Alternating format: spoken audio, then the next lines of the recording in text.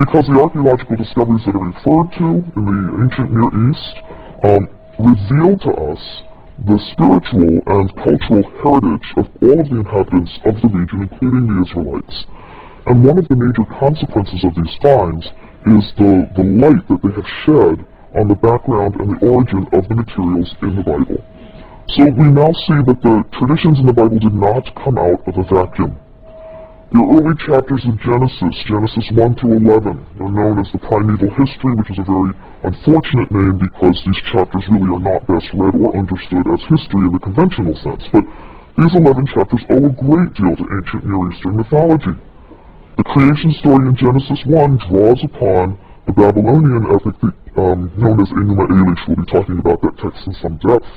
The story of the first human pair in the Garden of Eden, which is in Genesis 2 and 3, has clear affinities with the epic of Gilgamesh. That's a Babylonian and Assyrian epic in which a hero embarks on this exhausting search for immortality. The story of Noah and the flood, which occurs in Genesis 6 through 9, is simply an Israelite version of an older flood story that we have found copies of, a Mesopotamian story called the Epic of Atrahasis, a flood story that we also have incorporated in the Epic of Gilgamesh. Biblical traditions have roots that stretch deep into earlier times and out into surrounding lands and traditions, and the parallels between the biblical stories and ancient Near Eastern stories that they parallel has been the subject of intense study. However, it isn't just the similarity between the biblical materials and the ancient Near Eastern sources that is important to us. In fact, in some ways, it's the dissimilarity that is remarkably important to us. The biblical transformation of a common Near Eastern heritage in light of its radically new conceptions of God and the world and humankind. We'll be dealing with this in some depth, but I'll give you one quick example. We have a Sumerian story about the 3rd millennium BCE, right? Going back 3,000 BCE. It's a story of Zeus-Sudra, and it's very similar to the Genesis flood story of Noah.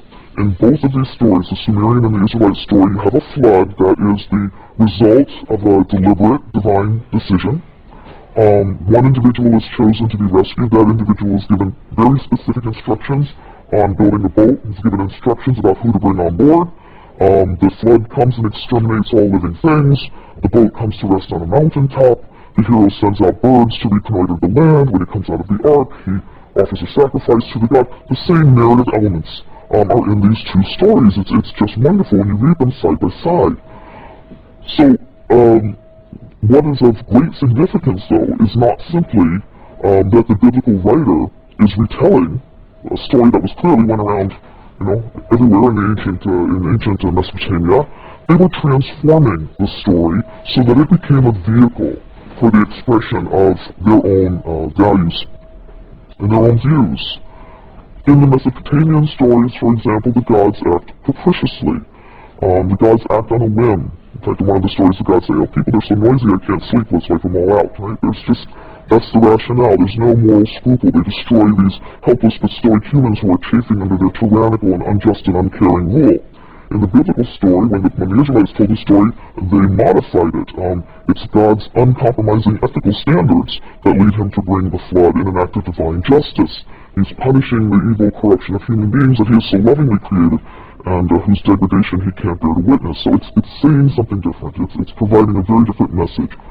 So when we compare the Bible with the literature of the ancient Near East, we'll see not only the incredible cultural and literary heritage that was obviously common to them, but we'll see the ideological gulf that separated them, and we'll see how biblical writers so beautifully and cleverly manipulated and used these stories, as I said, as a vehicle for the expression of a radically new idea.